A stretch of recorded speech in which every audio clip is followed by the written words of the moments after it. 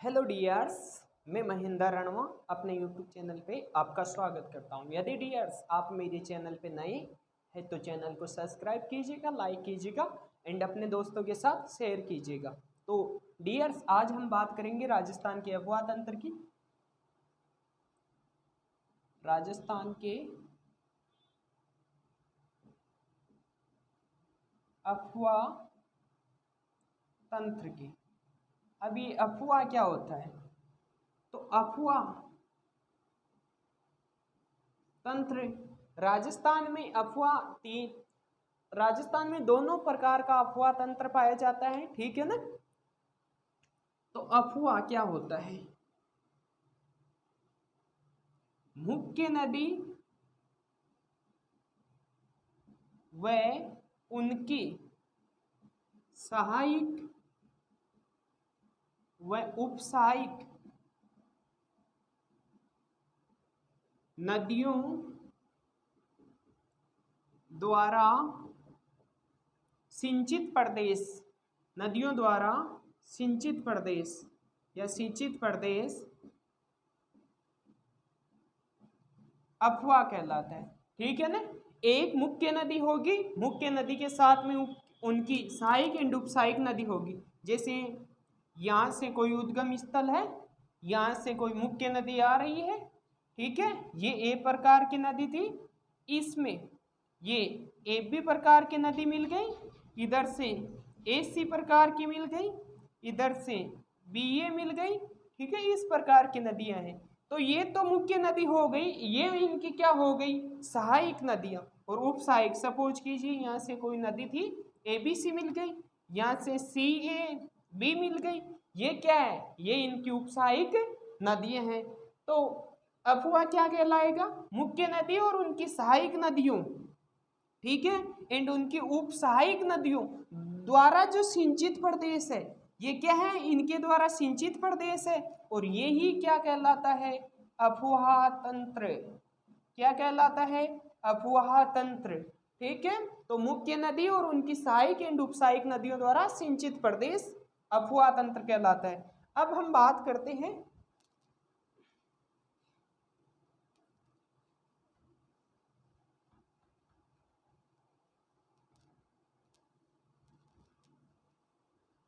देखना, क्वेश्चन परीक्षा में इस प्रकार ही पूछा जाता है कि कौन सी नदी मुख्य नदी के दाएं तट से मिलती है या बाएं तट से मिलती है।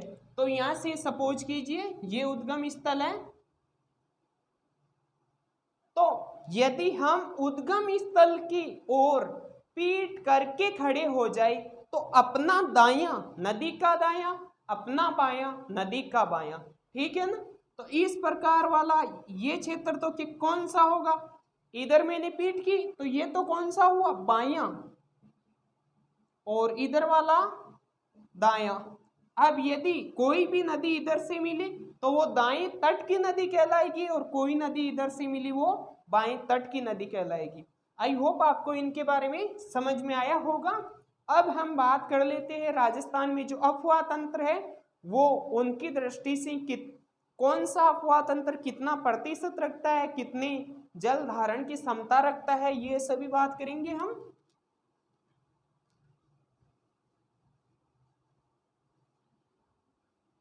अब देखना, आंतरिक अफवाह तंत्र, ठीक है। आंतरिक अफवाह तंत्र कितना भाग रखता है? जो बंगाल की खाड़ी में गिरती है, बंगाल की खाड़ी अफवाह तंत्र, अफवाह तंत्र, और अरब सागर अफवाह तंत्र, अफवाह तंत्र, ये कितना कितना प्रतिशत रखते हैं, कितने इनमें जल धारण की क्षमता होती है। तो प्रतिशत के हिसाब से देखे तो ये 60% अफवाह तंत्र। अब टोटल राजस्थान का जो अफवाह तंत्र है उनका 60% अफवाह तंत्र आंतरिक अफवाह तंत्र प्रकार का है, ठीक है। आंतरिक अफवाह ये कितना है? ये 23% है। ठीक है ना। बंगाल की खाड़ी का जो अफवाह तंत्र है वो 23 है और अरब सागर वाला है 17%। ठीक है, अब इनमें हम जल धारण की क्षमता की बात करें कि कितना जल, ये टोटल जल है राजस्थान का जैसे 100%, उनमें से कितना कितना जल इन अफवाह तंत्र में बहता है, तो इनमें तो मात्र 12 से 13%, इनमें 53% और इनमें 35%। ठीक है, तो आंतरिक अफवाह तंत्र बंगाल की खाड़ी अफवाह तंत्र एंड अरब सागर की अफवाह तंत्र। अब आंतरिक अफवाह तंत्र की जो मुख्य नदियां हैं जैसे काकने, कांतली,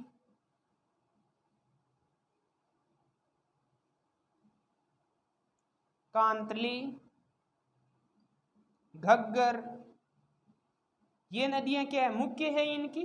ठीक है, बंगाल की खाड़ी में कौन सी है, चंबल, बनास, ये वाली। और अरब सागर में कौन सी है, मुख्यतः साबरमती और माई, साबरमती, माई। लूणी नदी भी इनका ही पार्ट है। ठीक है ना, लूणी नदी आंतरिक अफवाह तंत्र के अंदर नहीं पड़ेंगे हम। लूणी नदी भी अरब सागर के अंदर जाके गिरती तो नहीं है, लेकिन वो कच्छ का जो रन है उनके अंदर वो खाड़ी में समाहित हो जाती है। तो आंतरिक अफवाह तंत्र बंगाल की खाड़ी अफवाह तंत्र एंड अरब सागर अफवाह तंत्र। जो वर्तमान 2021 में एग्जाम हुआ था आरएस का, उनमें ये पूछा गया कि बंगाल की खाड़ी अफवाह तंत्र कितने प्रतिशत टोटल जल का जल धारण क्षमता रखता है, तो 53%। ठीक है, क्योंकि इनमें मुख्य नदी है चंबल एंड बनास। अब कौन से पार्ट में कौन सा अफवाह तंत्र है, तो देखना,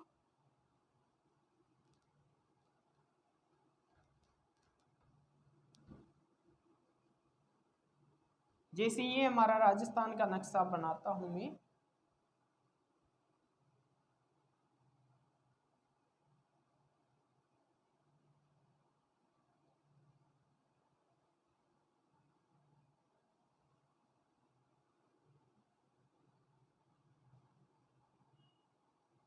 ये राजस्थान का नक्शा है। इधर से कौन सी अरावली है या कौन सा पर्वत है, अरावली पर्वतमाला। इधर वाला टोटल कौन सा क्षेत्र है, ये आंतरिक अफवाह तंत्र है, आंतरिक अफवाह तंत्र है। और इधर से जो नदियां निकलती है ज्यादातर अरावली से नीचे की ओर से, वो अरब सागर में गिरती है, तो अरब सागरीय अफवाह तंत्र। और यहाँ से माई भी अरब सागर में जाती है, इधर से जो नदियां जाती है वो बंगाल की खाड़ी अफवाह तंत्र का भाग है, बंगाल की खाड़ी अफवाह तंत्र का भाग है। आई होप आपको ये बातें समझ में आई होगी।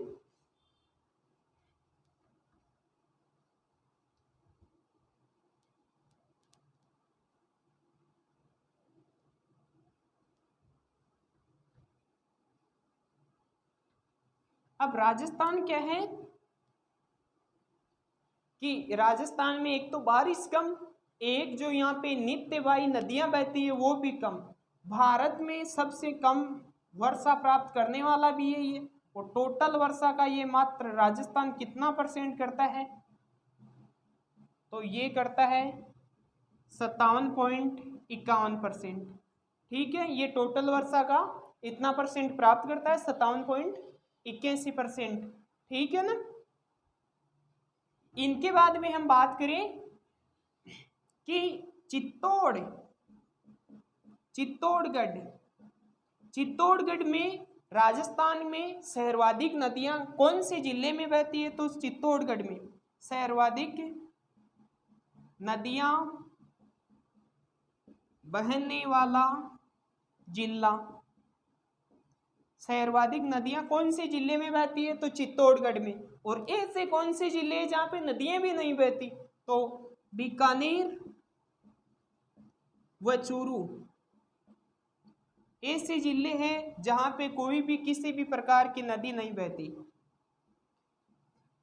किसी भी प्रकार के मतलब से यहाँ ये है, न तो बंगाल अफवाह तंत्र वाली, न अरब सागर अफवाह तंत्र वाली, न आंतरिक अफवाह तंत्र वाली, किसी भी प्रकार की नदी नहीं प्रवाहित होती। प्रवाहित होती। अब हम संभाग स्तर पे देखें तो सर्वाधिक कौन सा संभाग में ज्यादा नदियां बहती है, तो कोटा संभाग में। कोटा संभाग में सर्वाधिक नदियां बहती है, नदियां बहती है कोटा संभाग में।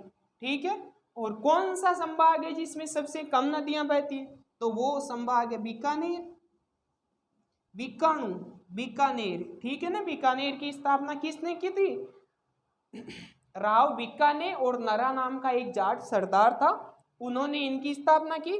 बीकानेर में सबसे कम और मात्र एक ही नदी बहती है, उस नदी का नाम है घग्गर, घग्गर नदी। ठीक है ना, एकमात्र बीकानेर में एक ही नदी बहती है, नदी का नाम है घग्गर नदी। आई होप आपको इनके बारे में समझ में आया होगा। सर्वाधिक नदियां चित्तौड़गढ़ में, सबसे कम बीकानेर, चूरू और बीकानेर में किसी प्रकार की नदी नहीं बहती, और कोटा संभाग में सर्वाधिक नदियां बहती है, और बीकानेर में सबसे कम एक ही नदी एक बहती है, उसका नाम है घग्गर नदी।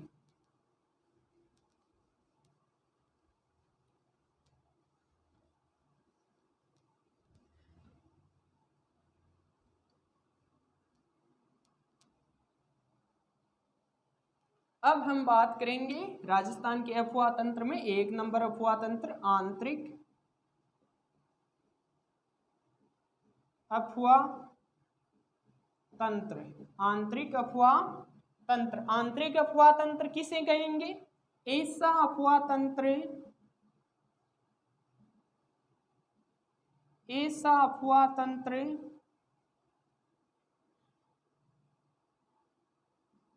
जिनकी नदियां किसी सागर या नदी में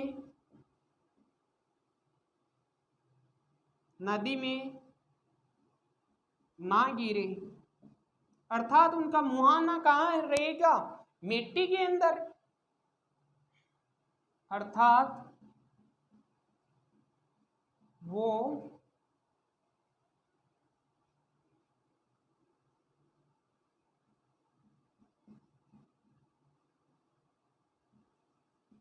धरती के समतल भाग में समाहित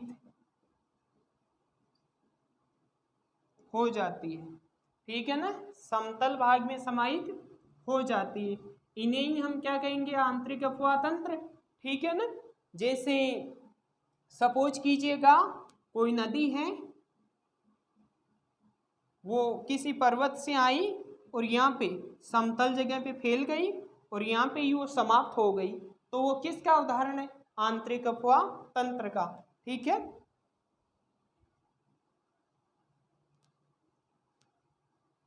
ऐसा अफवाह तंत्र जिसमें कोई नदी है वो सागर, समुद्र, किसी प्रकार की झील में ना गिरे, ना ही वो अपना मुहाना किसी नदी में गिराए, ओनली वो समतल धरती या समतल भाग में ही क्या हो जाए, समाहित हो जाए, उन्हें हम आंतरिक अफवाह तंत्र कहेंगे। आंतरिक अफवाह तंत्र की पहली नदी है अपनी लूनी। कौन सी नदी, लूनी नदी, लूनी नदी एक नंबर है, लूनी नदी। अब लूनी नदी है, लूनी नदी कहाँ से निकलती है, तो लूनी नदी का उद्गम स्थल है कालका पर्वत, कालका पर्वत हिमाचल प्रदेश। कहाँ से निकलती है ये, कालका पर्वत हिमाचल प्रदेश से। और ये यहाँ पे जो स्थान है ये राजस्थान में प्रवेश करती है, उस स्थान का नाम है टिब्बी। कौन सा, टिब्बी, जो कहाँ पे है, हनुमानगढ़ में, हनुमानगढ़ में। ठीक है ना, हनुमानगढ़ में। अब ये यहाँ से प्रवेश करने के बाद में धीरे धीरे कमजोर हो जाती है, और यहाँ पे एक स्थान है भटनेर। ठीक है ना, कौन सा स्थान है, भटनेर। भटनेर के बाद में ये थोड़ी सी आगे जाती, यहाँ पे ये समाप्त हो जाती है लगभग, लेकिन थोड़ी सी आगे जाती है तो यहाँ पे आ जाता है सूरतगढ़। सूरतगढ़ इनसे आगे जाएगी तो यहाँ पे आ जाएगा अनूपगढ़। अनूपगढ़। लेकिन ये नदी 2007 में ज़्यादा बारिश होने के कारण हिमाचल प्रदेश में ये पाकिस्तान में चली गई। कहाँ पे? पाकिस्तान में। पाकिस्तान में कहाँ चली गई? फोर्ट अब्बास। फोर्ट अब्बास नामक स्थान पे ये चली गई। कब चली गई? 2007 में ज़्यादा बारिश होने के कारण, ज़्यादा वर्षा होने के कारण ये फोर्ट अब्बास चली गई।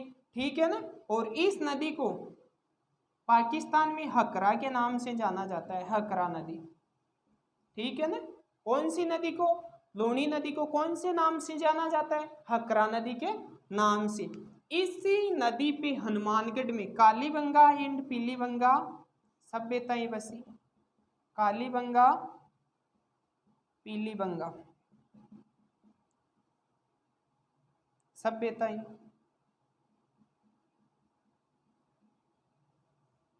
थी कालीबंगा और पीलीबंगा सभ्यताएं हैं। यह आड़ की प्राचीनतम सभ्यता है, जिसमें कालीबंगा तो जो सिंधु घाटी सभ्यता है उनसे भी पहले की है। जो इसमें जो स्तर प्राप्त हुए हैं उनके 2 स्तर तो जो सिंधु घाटी सभ्यता है उनसे भी पहले के है। और ये दोनों की दोनों सभ्यताएं कहाँ हैं? तो राजस्थान के हनुमानगढ़ जिले में। अब ये लूणी नदी है, इनको अवशेष माना सरस्वती नदी का। अवशेष किसका माना? सरस्वती नदी का। सरस्वती नदी का इनको अवशेष माना। और सबसे पहले इनकी खोज किसने की थी? खोज करता थे ओसी ओलथन। कब की? ओसी ओलथन ने 1896 में इनकी खोज की। कब की इनकी खोज? ओसी ओलथन ने ये बताया कि ये नदी जो प्राचीन समय में सरस्वती नदी बहती है, ये वही नदी, उसी नदी के आधार पे इन्होंने बोला कि सरस्वती का ये प्राचीनतम भाग है। सरस्वती कहा जाता है कि यहाँ पे मरुस्थल में 33 सागर था, उनमें आकर गिरती थी। ठीक है, आई होप आपको समझ में आया होगा। और जो ये दोनों की दोनों सभ्यताएं थी, ये भी किन पे थी? सरस्वती नदी पे ही थी। अब लूणी नदी की लंबाई की बात करें, लंबाई की है 465 किमी। कितनी है? 465 किमी। इनके दूसरे नाम क्या है? तो मरत नदी। और जो इनके आसपास क्या होते हैं? एक तो ज्यादा नहरें रहे और बाद में थोड़ी बहुत बारिश होने के कारण यहाँ नाले, छोटे छोटे नालों का निर्माण हो जाता है। तो इनके आसपास के क्षेत्र को कहते हैं नाली प्रदेश। कौन सा प्रदेश? नाली प्रदेश। आई होप आपको लूणी नदी के बारे में समझ में आया होगा। राजस्थान में टीबी नामक स्थान पे ये प्रवेश करती है और इनकी टोटल लंबाई 465 किमी है। ठीक है। पाकिस्तान में इनको हकरा के नाम से जाना जाता है। और अंतिम पॉइंट इनका फोर्ट अब्बास है। अब हम आगे बात करते हैं दूसरी नदी की। फोर्ट अब्बास कौन से पाकिस्तान के जिले में? तो भावलपुर, सिंध प्रांत, भावलपुर में।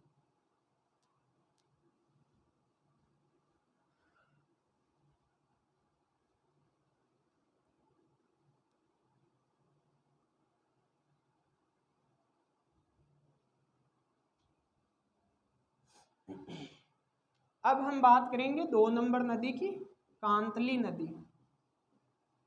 कांतली नदी। कांतली नदी का उद्गम स्थल कौन सा? इनकी लंबाई है लगभग 100 किमी। कितनी है लंबाई? ये क्या है? इनकी लंबाई है 100 किमी। कांतली नदी का उद्गम स्थल है वो है खंडेला की पहाड़ियां। खंडेला की पहाड़ियां, सिक्कर। खंडेला की पहाड़ियां, सिक्कर से ये नदी प्रवाहित होती है। सिक्कर से झुंझुनू को 2 पार्टों में विभक्त करते हुए चलती है ये नदी।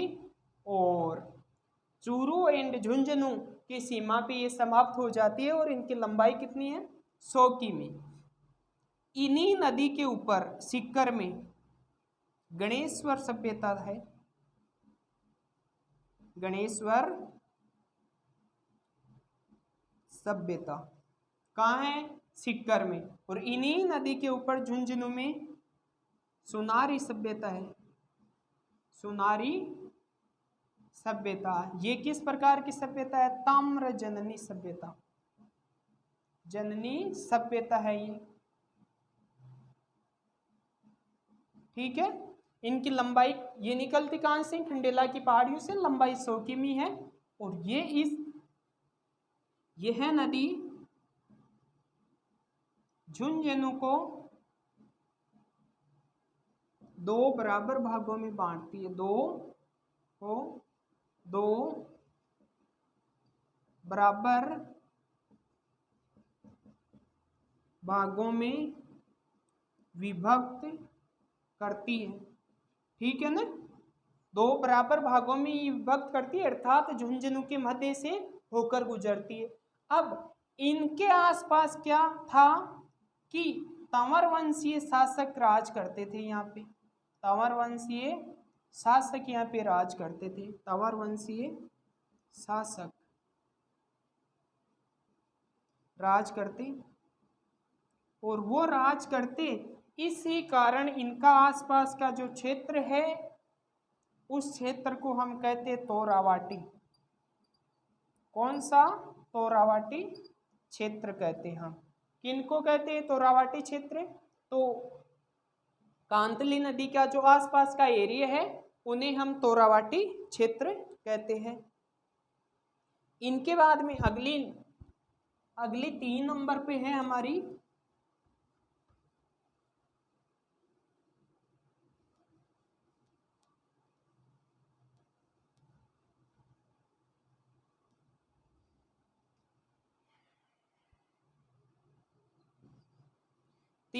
हमारी कांकनी मसूदी या कांकनी नदी।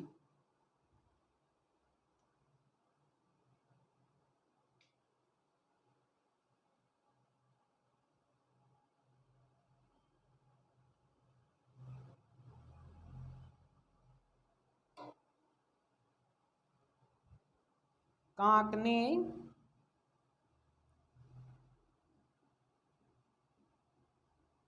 या इन्हीं को कहते हैं मसूदी या कांकनी नदी।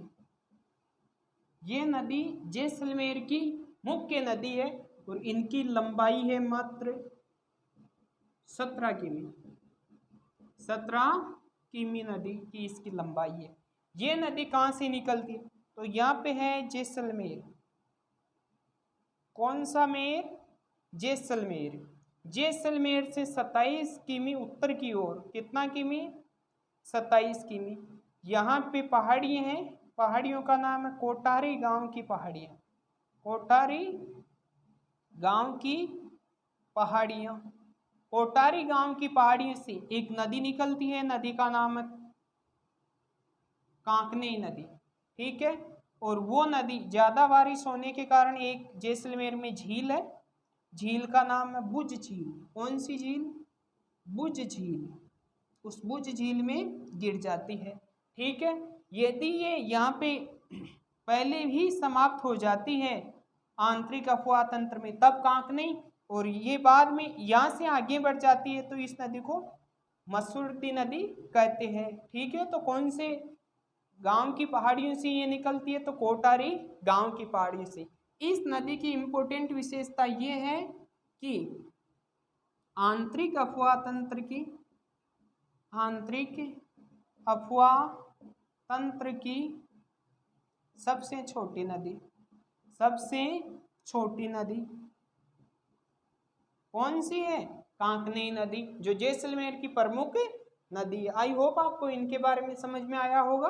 कोटारी गांव की पहाड़ियों से ये चल के बुझ झील तक जाती है और मात्र लंबाई कितनी है, 17 किमी।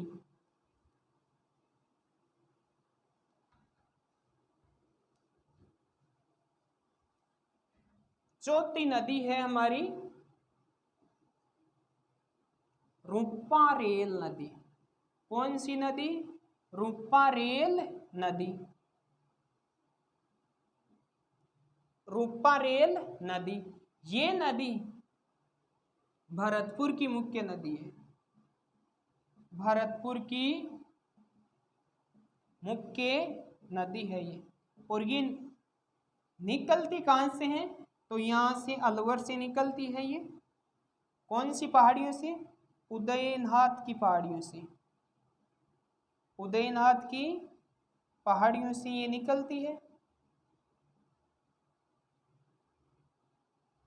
और भरतपुर में ये इनके ऊपर यहाँ पे एक झील बनी हुई है, बांध बना हुआ है। इनके पीछे झील का निर्माण हो गया, मोती सागर बांध। मोती सागर बांध इन पे बना हुआ है और इनके पीछे झील है। उस झील का नाम क्या है? मोती सागर झील। क्योंकि कोई भी बांध बनता है उनके पीछे झील का निर्माण होता है। तो मोती सागर झील या मोती सागर बांध, ये दोनों के दोनों कहाँ पे हैं? तो भरतपुर में। ठीक है, भरतपुर में स्थित है। उदयनाथ की पहाड़ियों से ये निकलती है, भरतपुर की ये मुख्य नदी है। और इस नदी में जो ये मोती सागर बांध है, इसमें हरित शैवाल पाए जाते हैं। कौन से शैवाल? हरित शैवाल पाए जाते हैं। ठीक है, तो उदयनाथ की पहाड़ियों से रूपारेल नदी निकलती है, जो कहाँ तक चलती है? मोती सागर झील या मोती सागर बांध तक मुख्यतः चलती है। आगे भी इनसे थोड़ा सा पानी शाखा निकाली गई है दूसरी। ठीक है,